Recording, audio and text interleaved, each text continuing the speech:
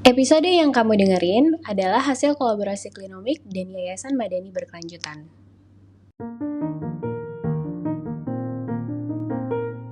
Isu perubahan iklim gak bisa dipungkirin akan menjadi topik yang bakal kita bahas sehari-hari nih guys. Dari mulai konferensi COP26 di Glasgow sampai cuitannya Bu Menteri Siti soal deforestasi yang kemarin heboh itu.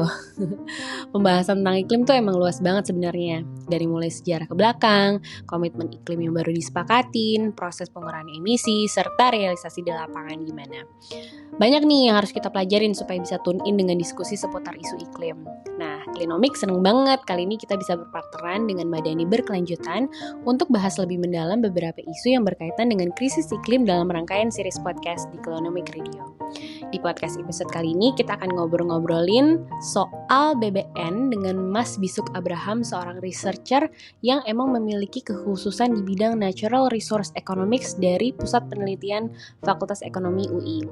Kenapa sih kita nggak bahas BBM atau bahan bakar nabati? Karena Indonesia tuh punya target kan untuk bisa diversifikasi energi dalam waktu dekat untuk mengurangi ketergantungan impor bahan bakar dan mengurangi ketergantungan fossil fuel secara general. Tapi yang jadi isu nih dan banyak jadi perbincangan, bahan baku biodiesel kita itu berasal dari kelapa sawit guys. Tahu sendiri dong, kelapa sawit itu kan banyak dapat isu dan masalah stigma negatif juga kan, dari mulai pembukaan lahan, terus juga hilangnya biodiversity, terus kebakaran hutan dan lain-lainnya yang tentu juga berdampak nih pada isu lingkungan. Yuk dengerin makanya pembahasan di episode kali ini. Subscribe juga dengan channelnya Podcast Klinomik Radio supaya kamu gak ketinggalan di episode berikutnya yang kita akan terus menggali lebih lanjut isu seputar perubahan iklim. Yuk! Kita kan sekarang hari ini mau ngebahas tentang BBN nih, bahan bakar nabati dan jenis-jenisnya. Buat teman-teman yang belum pernah dengar nih BBN atau bahan bakar nabati, boleh nggak dijelasin apa sih sebenarnya yang disebut BBN, Mas?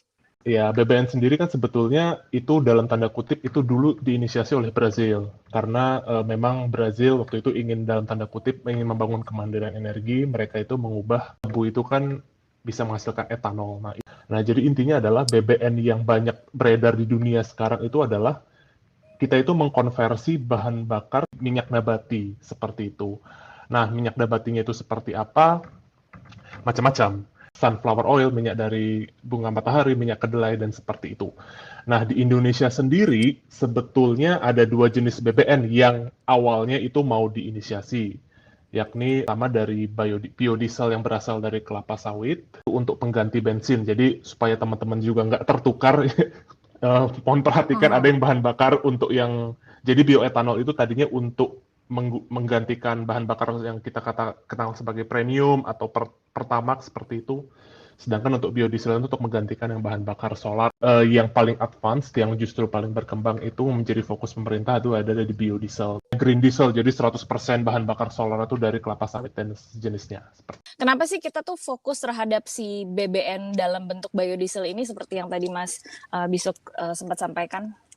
Sebenarnya satu, memang ide awalnya itu adalah untuk kemandirian energi. Karena kan sebetulnya kita kan sudah jadi net importer refined oil ya, minyak bahan bakar minyak itu sudah sejak tahun 2008. Sehingga waktu itu ada inisiasi kenapa kita nggak menyusun sebuah alternatif bahan bakar yang bisa kita gunakan untuk menggantikan si bahan bakar fosil ini. Nah, kebetulan kan memang waktu itu yang menjadi inspirasi terbesar adalah tadi yang saya sempat katakan, bioetanolnya Brazil. Pada akhirnya kita landingnya menjadi fokusnya itu di sawit, karena memang kalau kita bandingkan nih antara tebu dengan kelapa sawit, tebu itu kan dia panen sekali setahun, more or less.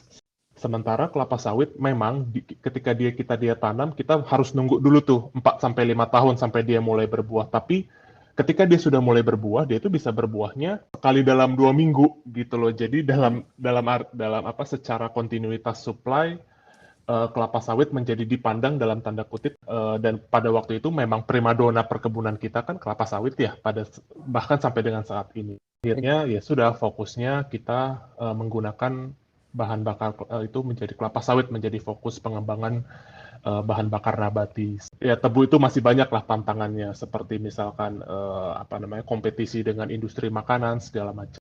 biodiesel yang sekarang nih lagi digencarkan oleh pemerintah itu sebenarnya untuk gantiin apa sih, kayak bisa untuk bahan bakar mobil sehari-hari atau enggak sih sebenarnya? Oh bisa, justru memang penggunaan paling banyak itu untuk transportasi. Karena kan kurang lebih, saya agak lupa persentase pastinya ya, tapi kita itu konsumsi bahan bakar untuk transportasi itu sekitar 70% yang minyak minyak bahan bakar solarnya itu ya. Sehingga memang posisi biodiesel itu sebagian besar memang diarahkan untuk konsumsi di transportasi. Sebetulnya kita nggak, ketika kita melihat katakanlah ada kata biosolar, mungkin teman-teman ngelihat ada biosolar segala macam ya di SPBU, itu tidak 100% sebetulnya bahan bakar nabati. Jadi teknis implementasinya itu BBN di Indonesia itu masih dalam tahap pencampuran. Jadi ada sekian persen masih berupa bahan bakar minyak yang fosil, ada juga persentase yang berasal dari BBN yang bahan bakar nabati dari kelapa sawit. Indonesia dulu mulai di tahun 2008 waktu itu perbandingannya 95% itu minyak bahan bakar fosil, 5%-nya itu bahan bakar dari kelapa sawit ya, nabatinya. Kemudian dinaikkan, apalagi sejak tahun 2014 dari RUEN itu, di situ kan ada mandat lah, kita ada mandat.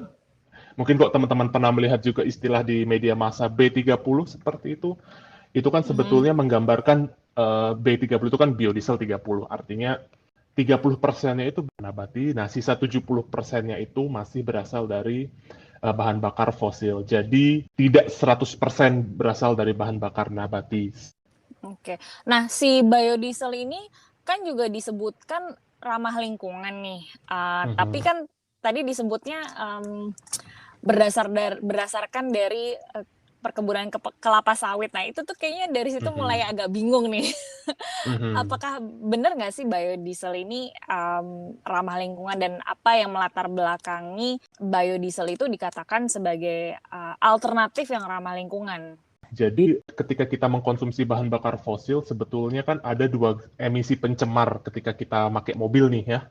Itu kan sebenarnya ada dua emisi pencemar yang punya dampak negatif terhadap kesehatan yang paling tinggi. Nah, beberapa kajian sebetulnya menunjukkan bahwa pemanfaatan biodiesel itu mengurangi emisi lepasan keduanya. Ada sebenarnya satu kajian yang saya paling suka. Ini karena dia menurut saya yang paling komprehensif. Itu dia menunjukkan bahwa justru ketika kita melihat kerangka biodiesel itu dari produksi, artinya kita berangkat dari perkebunan, hampir 80, jadi 77,8% dari, kalau kita bicara emisi gas rumah kaca ya, mungkin teman-teman cukup familiar dengan tersebut, emisi gas rumah kaca yang berkaitan dengan pemanasan global. Ketika kita melihat emisi gas rumah kaca di rantai produksi biodiesel, memang sebagian besar itu terbentuk di fase perkebunan. Tapi ketika kita lihat, ini yang saya kutip penelitiannya Yoyon Wahyono dan kawan-kawan. Jadi ini artikelnya cukup teknis, jadi kalau mungkin teman-teman tertarik dengan istilah-istilah teknis, jadi silahkan aja datang ke situ. Di situ dia menyimpulkan bahwa tadi sebagian besar itu terbentuk di fase perkebunan, dan ketika sudah dikurangi, nah kita perlu ingat ya bahwa kelapa sawit ini kan juga tumbuhan hijau, itu kan dia juga menyerap gas karbon dioksida untuk dia berfotosintesis. Nah, ketika sudah dikurangi dengan tadi ya karbon dioksida yang diserap oleh si pohon tersebut, memang sebagian besar itu emisi yang terbentuk di perkebunan itu berasal dari konsumsi fosil, bahan bakar fosil. Perlu diingat juga bahwa ya ketika kita perkebunan, untuk mesin-mesin perkebunan segala macam, dan juga satu lagi itu berasal dari pengeringan lahan gambut ya, N2O yang berasal dari pengeringan lahan gambut. Artinya apa? Justru tantangan ketika kita ingin menjadikan rantai pasok rantai nilai tambah si biodiesel ini dalam tanda kutip ramah lingkungan, artinya bagaimana kira-kira sebetulnya perkebunan kelapa sawit ini menjadi perkebunan kelapa sawit yang semakin energi intensif, atau artinya semakin efisien dalam hal pemanfaatan bahan bakar fosilnya, dan juga semakin mengurangi laju konversi dari gambut. Karena ketika gambut itu dikeringkan, itu memang lepasan gas rumah kacanya menjadi signifikan ke atmosfer. Seperti itu. Oke, nah berarti kan sebenarnya kalau mau melihat apakah si biodiesel ini merupakan alternatif yang lebih ramah lingkungan atau enggak, itu harus dilihat dari apple to apple dengan alternatif yang ada kan, termasuk dari Betul, mulai rantai pasok industrinya. Nah, kalau betul. secara umum nih, kalau yang kita lihat sehari-hari sekarang kan sebenarnya alternatif untuk at least misalnya pengganti untuk khusus spesifik di transportasi lah gitu. Kan Mhm, selain dari fossil fuel yang memang standar biasa kita lakukan, terus sekarang udah ada biodiesel, terus ada lagi mhm. nih yang baru kayak si electronic vehicles gitu, yang kayak kendaraan Iya, modal listrik gitu. Nah itu iya. kalau dilakukan analisis yang sama, ada nggak sih kayak satu studi yang menunjukkan sebenarnya dari 3 alternatif itu, misalnya nih yang emang udah sehari-hari kita bisa lihat nih, kan ada Mhm, mobil biasa, terus ada biodiesel juga, terus ada mobil listrik gitu sekarang. Nah itu tuh mana mhm, sih yang lebih baik gitu misalnya? Ada nggak mhm. studi itu? Kajiannya sih saya belum pernah lihat yang melihat ketiganya secara beriringan. Tapi kalau tadi Mbak masuk ke dalam electric vehicles atau kendaraan listrik, sebetulnya memang itu kalau saya bicara emisi langsung ya, insignifikan bahkan hampir mendekati nol bisa kita katakan. Karena kan dia nggak menghasilkan asap dan segala macam kan seperti itu ya mobil listrik. Tapi tantangannya di mobil listrik itu kan sebetulnya listrik ini kita bangkitkan dari pembangkit seperti apa kan gitu. Iya. Tapi membandingkan ketiganya itu terkadang itu bukan nggak semudah itu juga. Artinya Mhm. saya lebih menekankannya begini. Opini saya sendiri, diversifikasi jenis energi itu perlu ada dan pasti ada dalam jangka pendek. Nah, justru menurut saya fokus kita adalah bagaimana caranya supaya energi yang tersedia ini tuh kita bisa kurangi tingkat emisinya kan seperti itu. Kalau kita memang ingin menuju kepada sebuah opsi pemanfaatan energi yang ramah lingkungan. Sebagai contoh tadi misalkan, tadi saya ambil contoh biodiesel.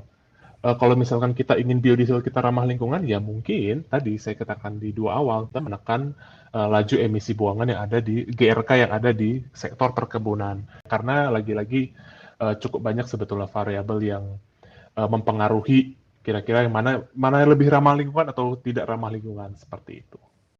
Iya, jadi memang nggak sehitam putih itu ya, karena kalau Betul.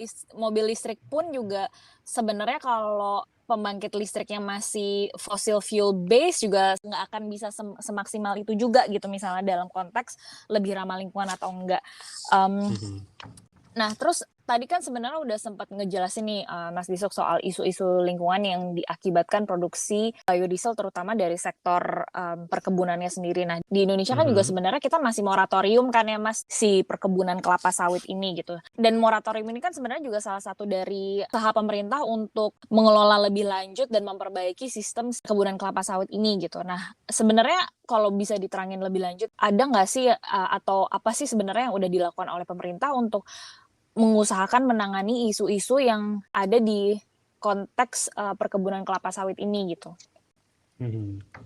Iya, moratorium ya meskipun berakhir tahun ini ya Ya. dan itu memang banyak atensi dunia internasional berfokus pada konversi lahan hutan Indonesia yang ada di Indonesia itu menjadi entah itu perkebunan sawit atau sebetulnya untuk lahan penggunaan lain. Nah, sehingga memang moratorium itu menjadi memang satu komitmen pemerintah untuk menunjukkan bahwa ya kita lebih memenuhi bauran biodiesel karena kan biodiesel kita kan baurannya semakin lama semakin naik ya. Renstranya Kementerian SDM renstranya EBTKI sebetulnya di situ kan kelihatan bahwa target pemerintah untuk meningkatkan baurannya biodiesel berbasiskan kelapa sawit itu semakin tinggi sehingga memang peningkatan produksi biodiesel itu memang difokuskan pada peningkatan produktivitas.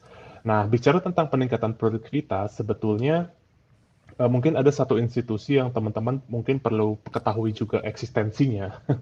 Itu adalah BPDPKS. Ya, memang pemerintah bersama dengan kalangan pengusaha dan ini mereka menginisiasi namanya BPDPKS. Artinya BPDPKS ini fungsinya mereka adalah jadi setiap eksportir kelapa sawit itu kan dikenakan pungutan ekspor kan gitu ya. Yang mana pungutan ekspornya itu cukup banyak mengalami revisi sampai yang terbaru beberapa bulan lalu baru keluar. Saya agak susah dong inget-inget sama undang-undang, tapi baru Mmm. direvisi beberapa bulan lalu.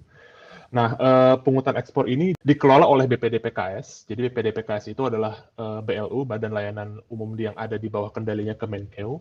Nah, nantinya BPDPKS ini menyalurkan dana pungutan ekspor itu untuk 5 kepentingan ya. Jadi salah satunya untuk membayar selisih bayar kepada para produsen biodiesel dan di situ juga ada dana peremajaan kelapa sawit. Nah, kenapa dana peramajaan kelapa sawit itu menjadi salah satu opsi yang dilihat pemerintah menjadi perlu?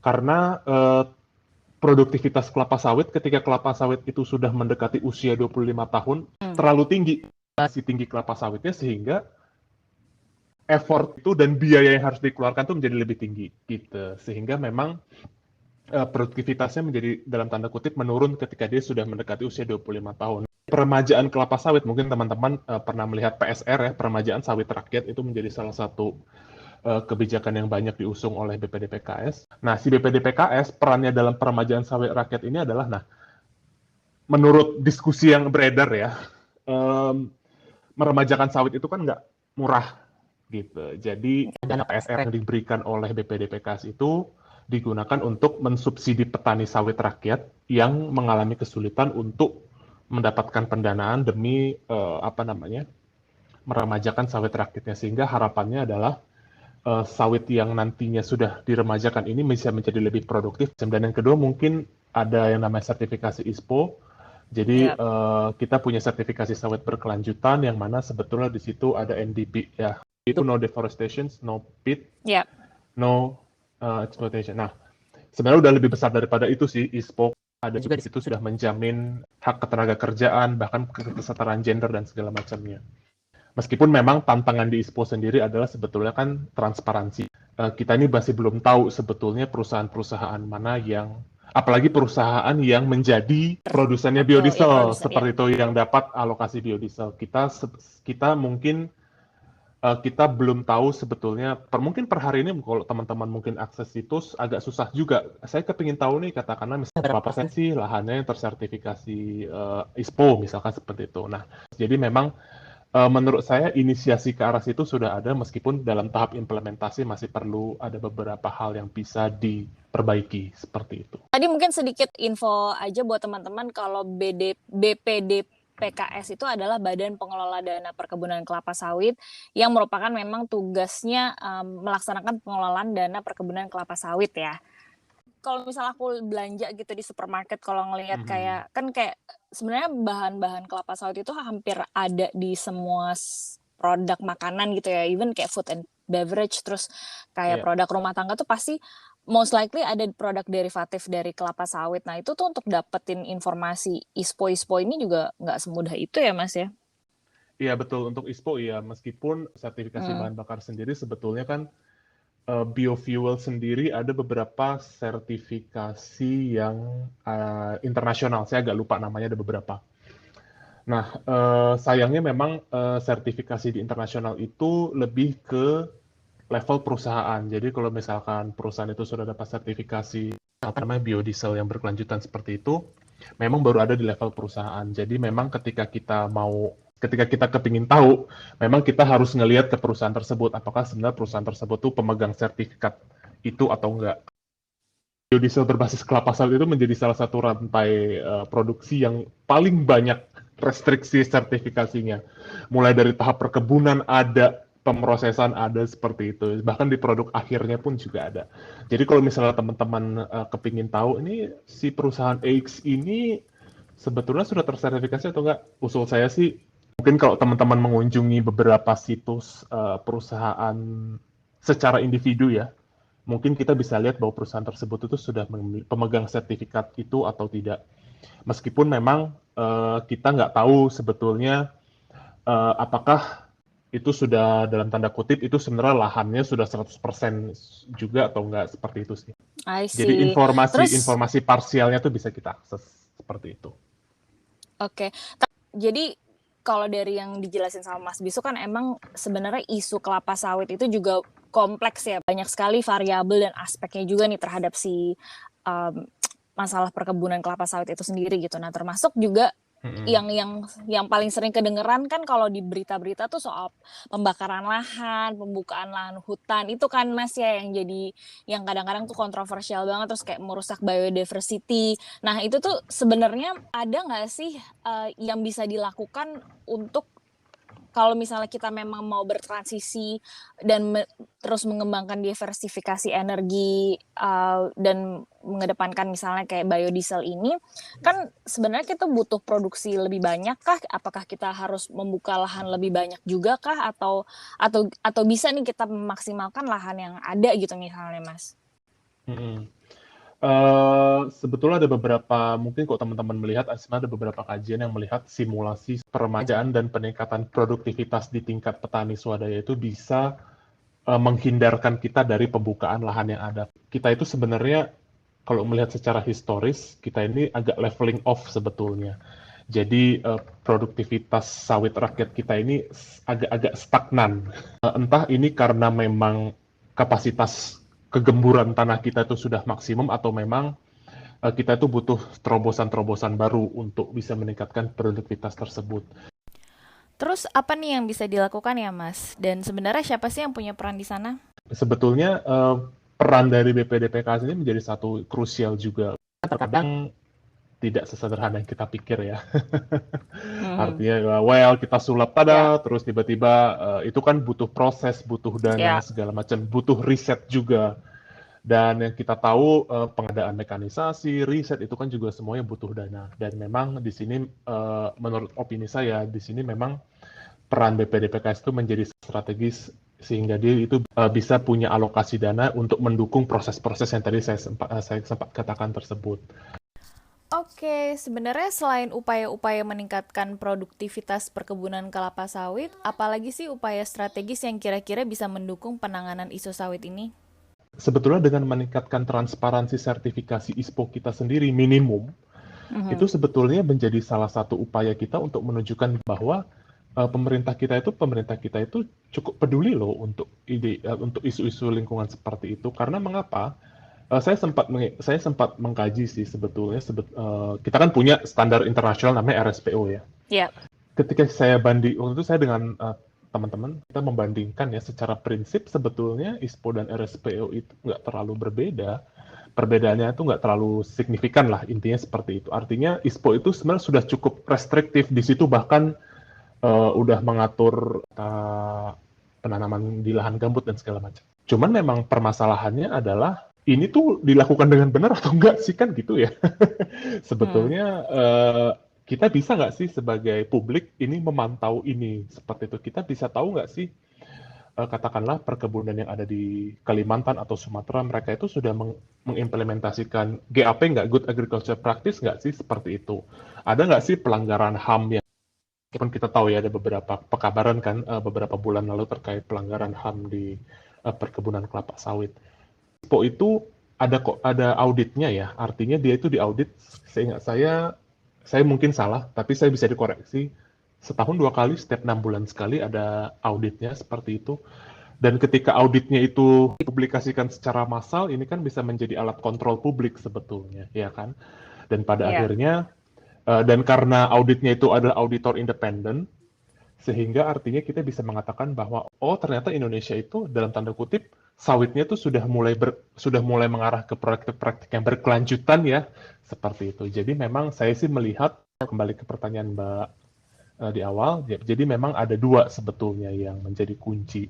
Ya, artinya di sini bagaimana BPDPKS itu bisa ada optimalisasi dana, artinya ada bisa mengeluarkan alokasi yang lebih optimum untuk pengembangan riset juga peningkatan kapasitas petani seperti itu. Dan yang kedua memang di sini bagaimana sebetulnya ya ini terdengar klise, tapi menurut saya ini satu hal yang justru bisa jadi komitmen kuat kita juga ke internasional seperti itu, bahwa ini juga bisa menjadi strategi diplomasi kita kan kepada dunia internasional, bahwa praktik-praktik perkebunan kita itu sudah mempertimbangkan aspek-aspek yang berkelanjutan.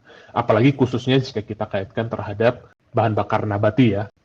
Nah, untuk para pendengar Clinomic Radio yang kebanyakan mungkin bukan produsen ya Mas ya, tapi konsumen nih, gimana langkah-langkah yang bisa dilakukan untuk membantu menyelesaikan isu lingkungan atau membantu mengadvokasi lah misalnya untuk mendorong transparansi itu tadi, supaya bisa mendorong praktek kelapa sawit yang berkelanjutan. Kira-kira ada ide nggak nih?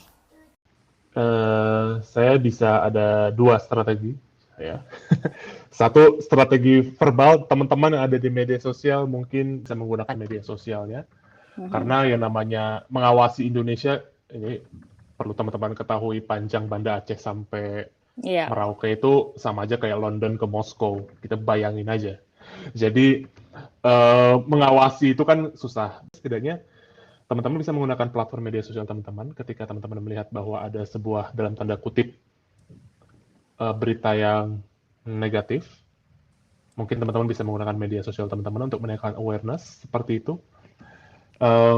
Di saat yang sama juga mungkin teman-teman bisa juga lebih objektif ketika memang ada beberapa sudah mengimplementasikan praktik-praktik berkelanjutan, teman-teman juga bisa menggunakan platform teman-teman. Dan yang kedua, mungkin ini agak sedikit teknis, jadi sebetulnya teman-teman tahu minyak jelantah dong ya? Teman-teman masak atau enggak? Sebetulnya minyak jelantah. Oh iya, minyak bekas. Nah, itu. Sebetulnya minyak bekas ini kan bisa dikonversi menjadi biodiesel juga, atau mungkin menjadi biohidrokarbon dengan pemrosesan yang lebih tinggi. Artinya sebetulnya minyak jelantah ini berpotensi untuk kita jadikan bahan bakar nabati juga. Wah, jadi bisa ya kita berkontribusi dengan menyerahkan minyak jelantah untuk nantinya dikonversi menjadi biodiesel daripada minyak jelantahnya dibuang dan berdampak negatif ke lingkungan ya Mas ya?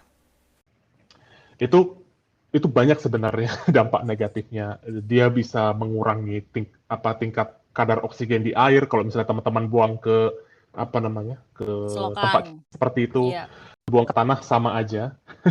Itu bisa mengurangi tingkat kesuburan tanah. Ada beberapa risetnya. Jadi daripada teman-teman buang itu ke alam bebas, bisa berkontribusi dengan ya sudah, saya mungkin bisa berkontribusi dalam rantai pasoknya biodiesel yang berbasiskan minyak jelantah.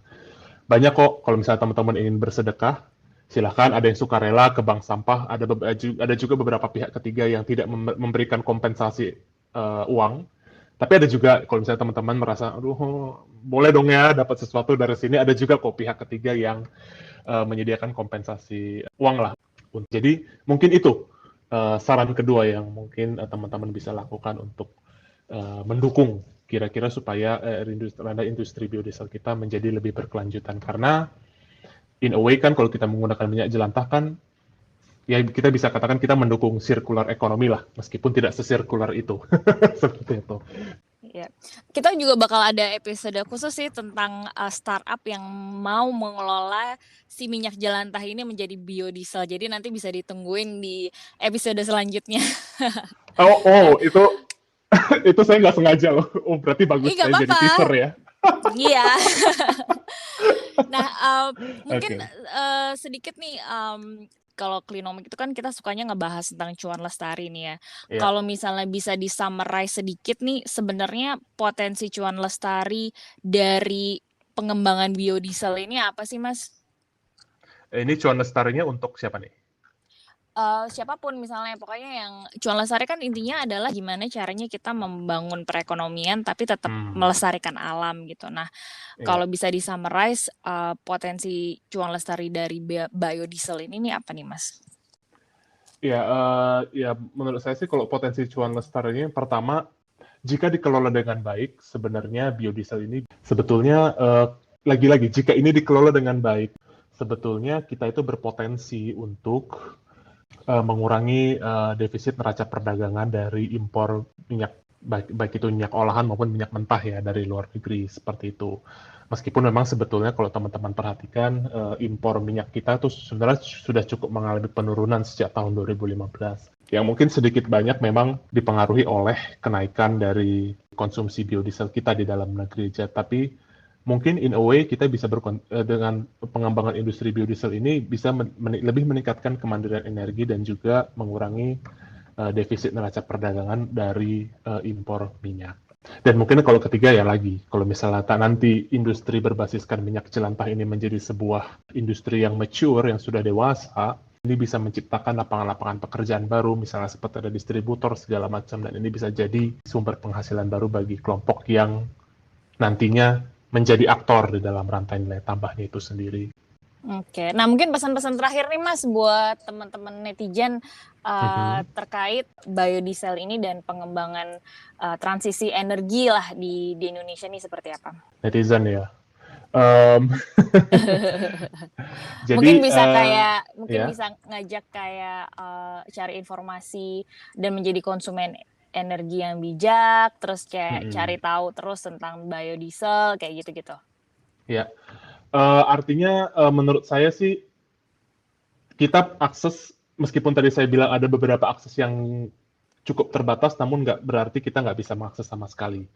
Jadi teman-teman, bagi teman-teman yang tertarik terkait sebenarnya Indonesia ini sudah seberapa baik sih transisi energinya menuju energi yang lebih berkelanjutan, sebenarnya Indonesia ini sudah seberapa jauh sih dari praktik yang berkelanjutan seperti itu. Sebetulnya banyak sekali teman-teman yang bisa mengakses informasi.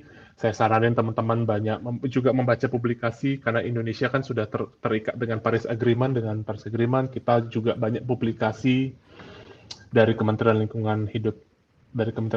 Saya saranin teman-teman sebelum berkomentar, pastikan dulu data yang teman-teman akses itu adalah data-data yang reliable seperti itu. Jadi sebenarnya banyak sekali data-data yang teman-teman bisa akses secara publik, meskipun memang sebagian besar berasal dari data pemerintah seperti itu. Dan juga mungkin kok teman-teman yang tertarik dengan sebenarnya komitmen pemerintah ke depannya, saya saranin teman-teman baca dokumen namanya LTTS LCCR, itu keluarannya Kementerian Lingkungan Hidup. Itu adalah komitmen jangka panjang pemerintah Indonesia sampai dengan tahun 2050 untuk pembangunan rendah karbon. Di situ juga terbahas terkait biodiesel dan juga konsumsi bahan bakar fosil lainnya. Jadi kalau teman-teman ingin melihat sebenarnya nanti seperti apa sih sebenarnya prospek pemanfaatan energi terbarukan bagi teman-teman yang tertarik di situ, atau mungkin sebenarnya nanti seberapa tergantung sih Indonesia dengan energi fosil sampai dengan tahun 2050, saya bisa sarankan juga teman-teman untuk mengakses dokumen tersebut. Baru juga diresmikan beberapa bulan yang lalu dan bisa dibaca daripada teman-teman gak ada kerjaan mungkin Sabtu Minggu. Iya. Teman-teman bisa baca dan di situ menurut saya sih cukup informatif sih. Jadi teman-teman nggak perlu untuk latar belakang pendidikan tertentu untuk bisa memahami. Di situ teman-teman bisa melihat bahwa sampai tahun 2050 komitmen Indonesia untuk mengkonsumsi batu bara tuh berapa ton sih atau berapa persen sih seperti itu. Jadi itu dia dua saran saya yang saya bisa sampaikan kepada teman-teman yang benar-benar ingin memantau konsumsi energi, transisi energi dan juga konsumsi energi yang ramah lingkungan di Indonesia. Jadi intinya harus imbangi konten receh dan konten faedah ya Mas ya. itu saya kembalikan ke pemilik akun ya. Makanya tadi di saran saya sebutkannya bagi yang berminat, bagi yang ingin, silakan saja. Artinya akses menurut saya ada. Ini masalahnya apakah kita mau menggalinya atau enggak, kan gitu.